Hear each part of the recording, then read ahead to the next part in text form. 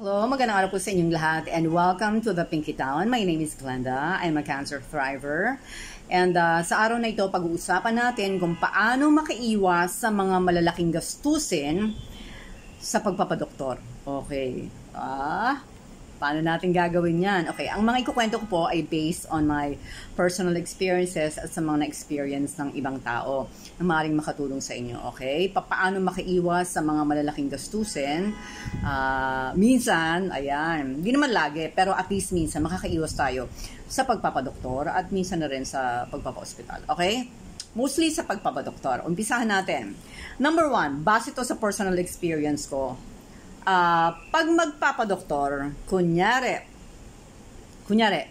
nun nyo palang mamimit ang doktor, so may kausapan niya, lalo pag private yung practice. Mas makabubuti, ingat sa kwento. Okay? Ingat sa pagkukwento at magtagalog. Why? Based on my experience, may pinuntahan akong doktor, at sa kakakwento, kwento, nalaman na napagkamalan akong mayaman. Nabanggit ko po kasi na film producer ako. Alam nyo, yung unang binil niya sa akin na treatment, umabot. That one afternoon, yung pinapagawa niyang procedure sa assistant niya for me, umabot ng 21,000. 21,000, nung time na yun, ang pera ko lang, 8,700. Wala pa akong pamasay, pinabawasan ko, muntik ako mawala ng pantaksi pa uwi. So, bakit nangyari yun? Okay, akala siguro can afford ako, ang daming pinagawa. So, merong infusion ng vitamin C, merong infusion ng something else, tas meron pang yung nilalagay karayang acupuncture sa likod. Ang dami, umabot yata ng yung 21 ba? 28, 27,000. Basta ang mahal. Nagulat ako. Tapos hindi ako na sabi ko, ang sobra, ang dami naman yan. Bawas muna, bawas. Ganun, minsan mahihiya ka. Paano pag may pera ka, di ba? Mapapasubo ka na, di ba? Pag kayo po ba ay napunta sa ganung sitwasyon, anong gagawin niya? Ako sinabi ko talaga, bawasan niyo, bawasan. Tapos sabi ko, kasi namang Glenda napakwento kayo. Kasi nagkukwento rin yung doktor, napakwento ako. And then I realized ko, yung nag-recommend sa akin sa kanya, at alam niya ko sino, ay isang yayamaning friend. Naku, sabi ko, baka napagkamalang magkapareho kami ng status sa lipunan. Napagkamalan ako mayaman. Tapos, medyo napa-English yung usapan. Naku, sabi ko na, tas nalaman pa na producer ako ng film. Sabi ko, patay tayo dyan. Kaya isang na-realize ko, pag ganyan sa usapan, magtagalog at ingat sa pagkukwento para hindi ka mapagkamalang mayaman. Parang feeling ko sinasize up din nila yung mga pasyente kung can afford ka, kung anong level yung kaya mo Okay? Hindi ako okay sa ganun. Kaya mabuti pa, para hindi tayo napagkakamalan, low profile na lang. Okay? Hindi ko naman po yun sinasadya. Ganun lang po talaga makipag-usap. Siyempre, edukadong tao yung kausap. Tapos, ganun din po yung nakasanayan. So, napakwento, I've learned from that experience, okay? Ang ending po nun, di umuwi ako sa bahay, hindi ko naman pinagawa lahat ng treatment. Pumunta ako dun sa isang church na malapit sa bahay namin, meron dong cross na may ilaw, umiiyak ako, sabi ko, this feels like chemo again. Yung ang mahal, grabe. Ano na yun, survivor na ako nun okay? Number 2, huwag mahihiyang mag-react. Kunyari, sinabi sa iyo, kapag like ako nasabihan ako, kapag gumana sa iyo itong treatment na to, bibili ka ng machine worth 30,000, hindi ako nag-react. Ay, napagkamala na naman ako can afford. Ang ending, akala can afford ako. Ang ending ang ano nito is, ba't ako hindi nag-react? Parang nahiya yata ako kasi ang dami niyang assistants, 3 yung assistants niya. Tapos nandun parang ayoko rin nung setup na gano'n. Ang lakas pa ng boses nung doktor. Mabait siya, magaling. Ang lakas ng boses, parang feeling ko na-embarrass na ako. Saka hindi na ako bumalik dun Parang feeling ko pinapagalitan niya yung pasyente. Tapos, ang ending nun, so feeling ko, napagkamala na naman ako nitong maraming pera. Ang resulta, ito yung number 3. Ang number 3 na point natin is magproseso, wag agad-agad oo. Pwede namang hindi sumagot kung wala namang ilalabas na pera agad for that. Pero kung kailangan maglabas ka agad ng pera, huwag agad o kailangan magproseso. Ang nangyari sa number 3, ito yung nabanggit ko before sa ibang vlogs na sabi niya sa akin, yung mga nag-house to house, wala silang for the arms na machine. Kailangan mong pumunta doon sa clinic talaga na syempre mas malayo, mas mahal. Tapos nag-isip ako. Sabi ko, buong maghapon, last patient ako, ang dami nyo nang tinignan. Ngayon niya lang nalaman na walang machine na pangbahay-bahay yung mga staff na nagbabahay-bahay. Sabi ko, really? So yun, mag-iisip po tayong ganun. Talaga, minsan i-contrast natin sinasabi. Sabi ko, talaga ba? Baka naman talagang nasira or baka wala talaga. Pero sa akin, hindi nagpa-fly yun kasi talagang ngayon mo lang nalaman, naggabi. So, hindi na po ako bumalik doon. Okay, number 4, magsabi ng totoo sa doktor. Huwag po mahihiyang magsabi ng totoo. Kunyari, mag-chat pa lang kayo ng doktor, Doc, for transparency purposes po, sige po, magpapacheck up po ako sa inyo sa private clinic, pero ang plano ko po talaga ay mag-avail ng libre dito sa public hospital kung saan po kayo ay nanggagamot. Kasi po, medyo, alam na ng doktor yon, nagipit tayo. Huwag pong mahihiya, mababait naman po ang mga doktor natin.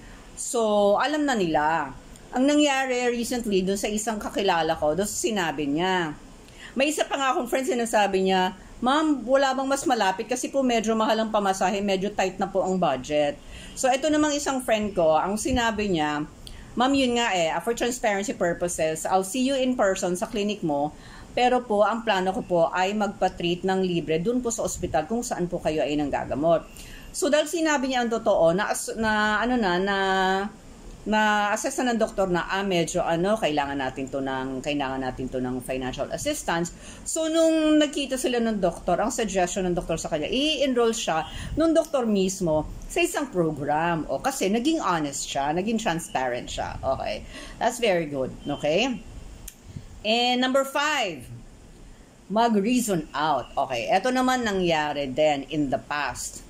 So, galing sa private hospital, lumipat sa government hospital for a particular treatment kasi walang gamot na mabili doon sa government hospital, may mabibilhan. So, doon sa private hospital, ang bayad sa doktor ay 5,000 for chemo. Pagdating niya doon sa government hospital, edi in-endorse nga siya nung private hospital doon sa isang doktor. Government hospital na to, ang ginawa ng doktor, tinanong, magkano binabayad mo sa private hospital? 5,000 po.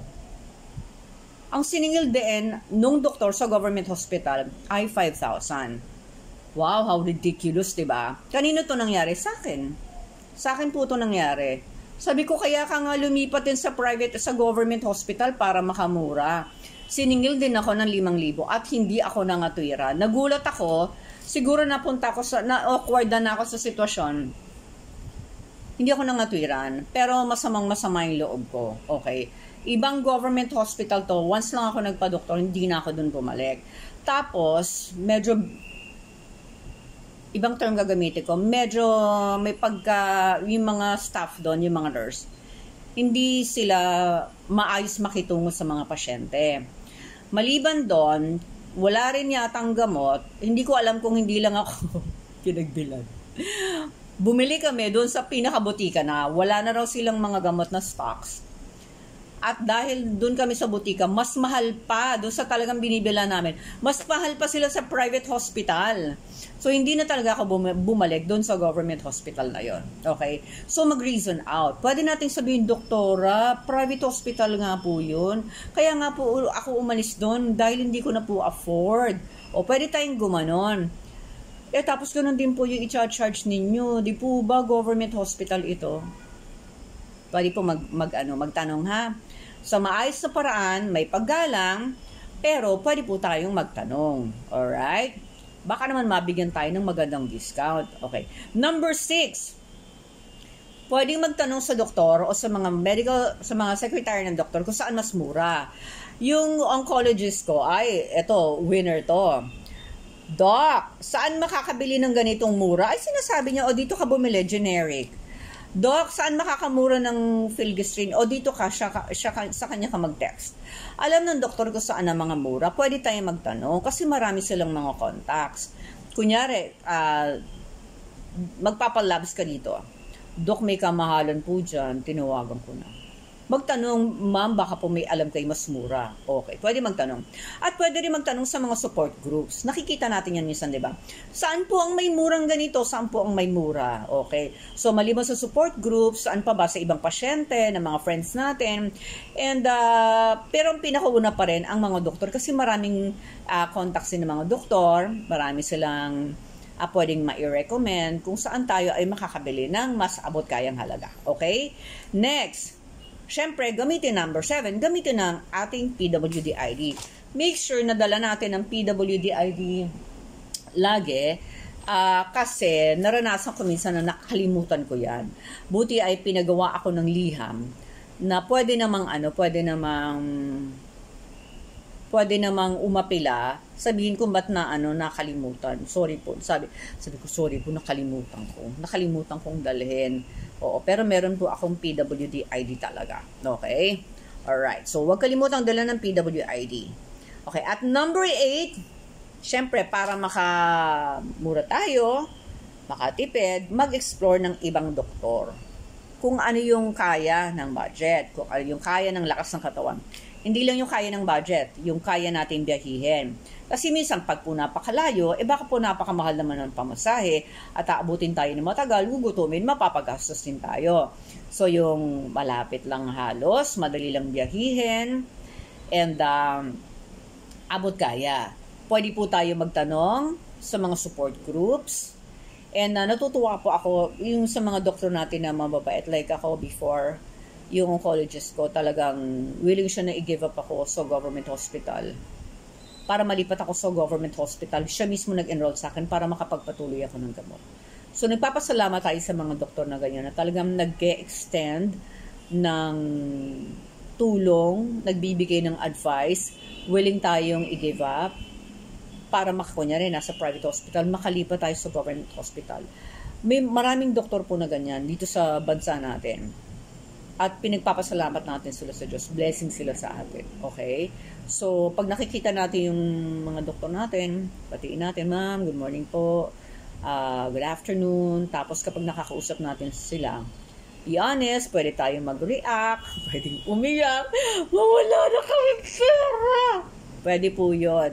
Okay? Alam po nila ang dinadaanan ng mga pasyente.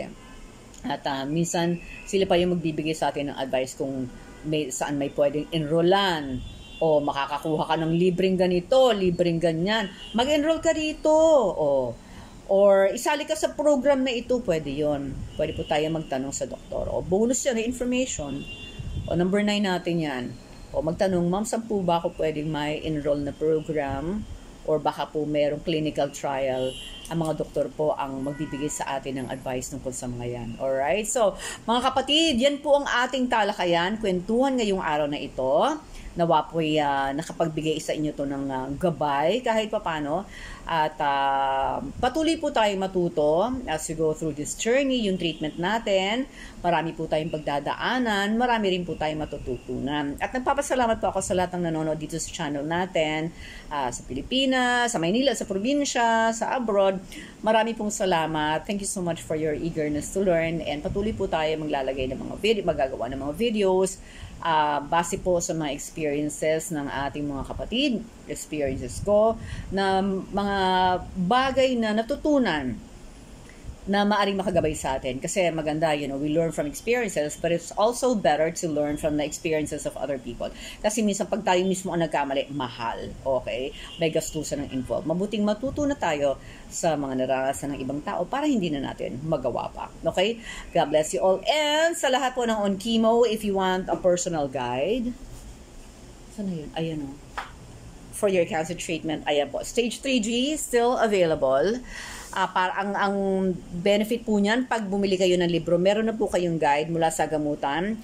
After surgery, anong mga gagawin? chemo, anong mga ihahanda, anong mga dapat i-prepare, dalhin, paano idilang side effects. May guide na po tayo dyan. Nandyan po lahat. And then, radiation. Meron din po tayong mga tips. How to deal with emotional struggles, psychological torment, spiritual battles. Meron din po dyan. In just one book. And if you want the ebook, makukuha nyo agad. Just message me on Facebook. But if you want the paperback, ayan. Ayan. Tabihan nga natin. Aray ko.